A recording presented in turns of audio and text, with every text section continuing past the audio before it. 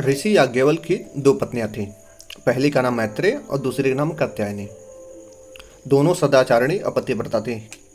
किंतु मैत्रेय का मन पूजा पाठ परमात्मा परायण ज़्यादा था और कात्यायनी का मन सांसारिक सुखों की तरफ ज़्यादा लगता था। एक दिन ऋषि याज्ञवल्क्य बोलते हैं कि हे मैत्रेय, हे कात्यायनी, अब मैं संन्यास की इच्छा रखता हूँ। मैं सोच रहा हूँ कि मैं गृहस्थ आश्रम का त्याग करके संन्यास को ग्रहण करूँ। मेरे जाने के बाद तुम दोनों आपस में न झगड़ो, इसलिए मैं चाहता हूँ कि अपनी संपत्ति का तुम दोनों में ठीक ठीक आधा आधा बंटवारा कर दो, ताकि तुम दोनों सुखपूर्वक मेरे जाने के बाद भी रह सको। कात्यायनी मान गई, लेकिन मैत्रेय थोड़ी विचार की। उसने विचार किया कि कोई भी मनुष्य एक वस्तु को छोड़कर दूसरी वस्तु तभी प्राप्त करना चाहता है जब दूसरी वस्तु पहली वस्तु से ज़्यादा अच्छी हो। उसने विचार किया, आखिर ऐसा क्या वस्तु है जिसको मेरे पति पाना चाहते हैं? ऐसी कौन सी वस्तु है जो इस धन संपत्ति से भी अच्छी है, जिसको पाना चाहते हैं? उन्होंने याज्ञवल्क्य से प्रश्न किया कि हे पति देव, ऐसा क्या है जिसको आप पाना चाहते हैं? ऐसा क्या है जिसके लिए आप धन संपत्ति सब कुछ छोड़ देना चाहते हैं? और उन्होंने कहा कि आप जो ये संपत्ति हमें जो देना चाहते हैं, इससे मुझे एक चीज़ बताएं, इस संपत्ति से क्या मुझे अमरत्व मिलेगा? क्या इससे मेरा मरना छूटेगा? उन्होंने कहा नहीं नहीं, धन संपत्ति से तुम धनिकों जैसा जीवन जीने लगोगी। ऐसा जीवन होगा, तुम्हारे पास सारे सुख सुविधाएं होंगे, लेकिन उससे अमरता नहीं मिलेगी, तुम्हें मृत्यु नहीं छूटेगी। उन्होंने कहा कि जिससे मेरा मरना न छूटे उस वस्तु लेकर मैं क्या करूँगा?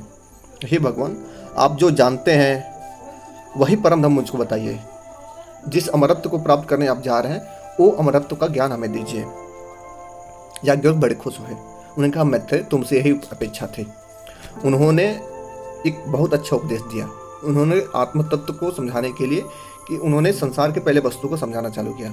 वो कहते हैं कि हे मैत्रेय, स्त्री को पति के सुख के लिए प्रिय नहीं होता।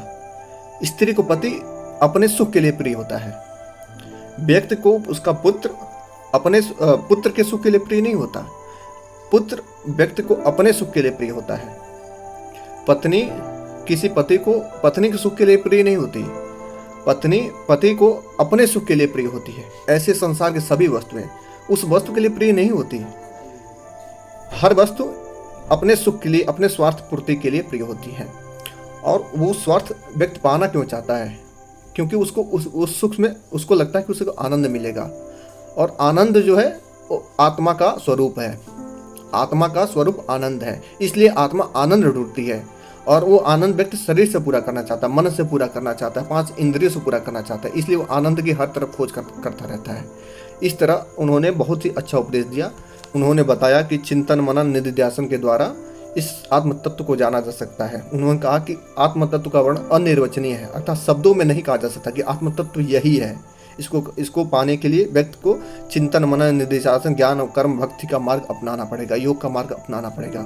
और ऐसा उपदेश दिया जिससे मैत्रेय भी उनका मन परमात्मा परायण हो गया और वो भी संन्यास के साथ चल दिए।